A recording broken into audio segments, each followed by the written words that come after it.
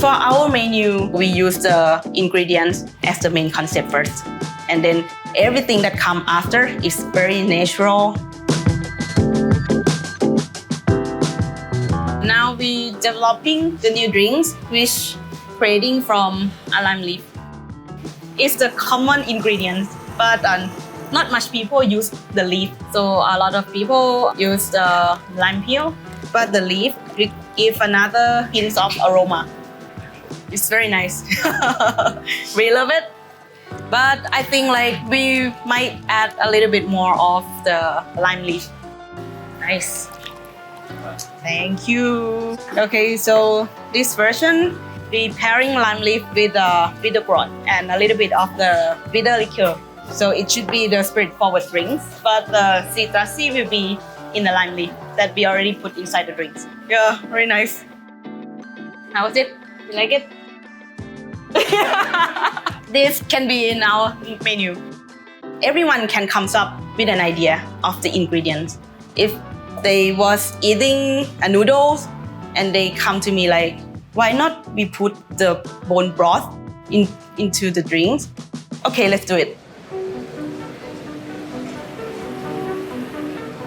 Here we are in a Chinatown, which I have a lot of inspiration from the flavor profile of the food. When we making the cocktails, we trying to combining the flavor by the Asian taste. So it's a sweet, sour, salty combining, which is similar as the Asian food.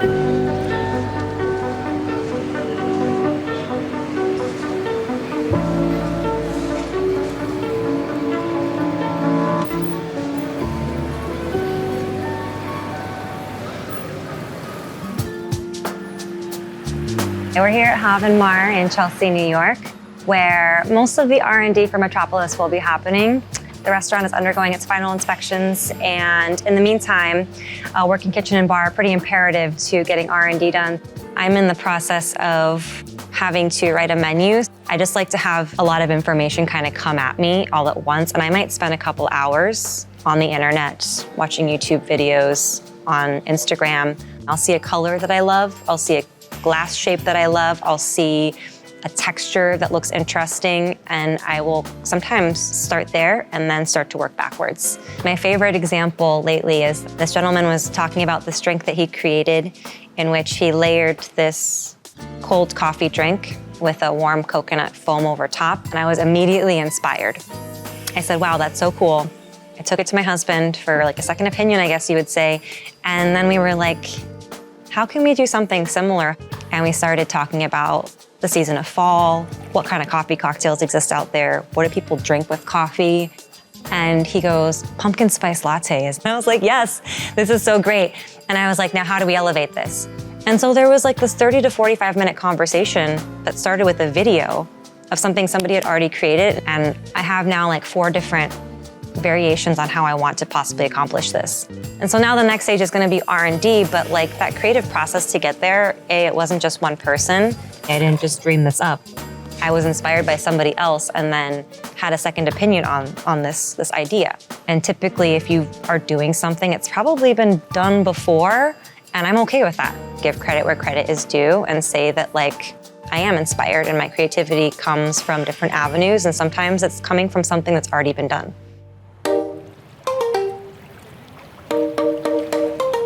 We have some senior bartenders and some bartenders, some who joined very newly. And when it comes down to creating menus, then it is a little bit the responsibility of the senior staff to kind of step forward and create, but also take the younger team members along the journey to involve them into the creative process. Sometimes ideas are great, sometimes they need to be twisted and tweaked. And then it's more about what if, how would you? So very suggestive, kind of giving feedback and trying to ignite another thought process. I would never say that's wrong or it doesn't work. It's more like, okay, what if we would choose this one instead of this one?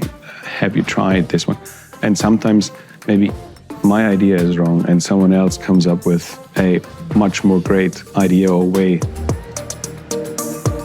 From from the leadership or the educator role, it's a really rewarding experience because if you're doing that job properly, you're not controlling the outcomes of what happens with your students. They're gonna bring their own personal experiences and life learnings to it, and they're gonna develop solutions that you wouldn't have thought of. And that's a very rewarding experience, but that helps you to expand your thinking about how to create things or how to solve problems. But if as a leader or as an educator, you're constantly trying to force your hand to control the outcome, to like get a particular thing, like you think you know what the answer is, but that's not really creativity on their part, like because that's not their answer to the question or the problem or the creative pursuit.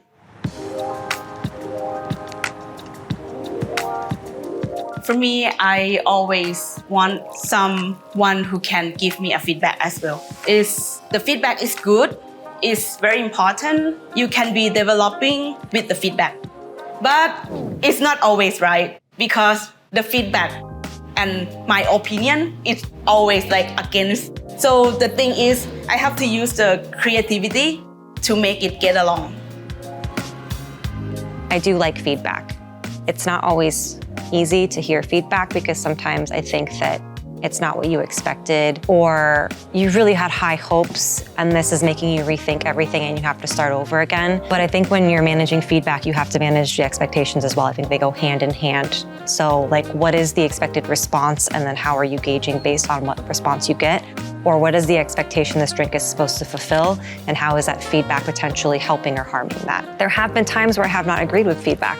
I remember creating a drink once and I took it to a chef and he said, oh, it needs more of X, Y, and Z. And I was like, okay, let me go do that and I'll be right back. And I took the drink and I walked through the prep kitchen a couple of times and I went up a staircase, came back downstairs and I put it back in front of them again. And I said, here you go. I added more X, Y, Z and they tasted it and they're like, it's perfect. And I went about my day knowing that I had created something that I knew was balanced and was correct. It's one of those situations where I just knew it wasn't gonna be the correct change. You really gotta decide also which points are important and which ones are really gonna make a difference. And if you're getting the same type of feedback from 5 different people that's the same thing, then yeah, maybe there's something wrong that you need to change or something that should be adjusted. But if you are confident in something and you wanna display that and you think that the feedback was kind of like relative and maybe it doesn't matter as much, I think that you're perfectly within your right to say, I'm gonna dismiss that feedback and I'm gonna move forward because I trust in my vision.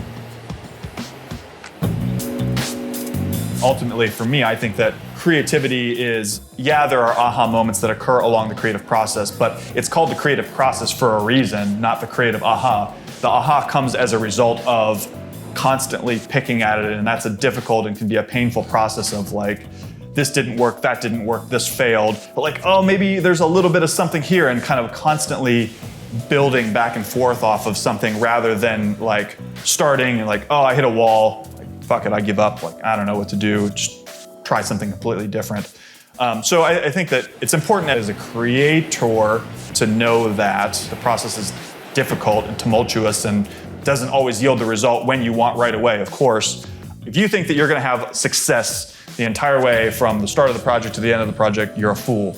And what's gonna happen is if you insulate yourself from failure along the way, one is you're probably not doing anything original because you know all of the outcomes anyways. So you're not taking any risks. You're not being creative. The failure always happen and it always improves us. Not just only the drinks. It's about like the hospitality. If you talk to the customer this way, it's not good. Okay, you just learn and then don't do this again. I'm trying to tell my team about this failure, not too scared of it. Out of personal experience, made a lot of mistakes along the way, on the way to get where I am. We have the opportunity to allow everyone to try and error, and then it's about like kind of leveling out. I don't think that somebody should be out there cheering you on to fail, but I think that we should find a way to embrace them.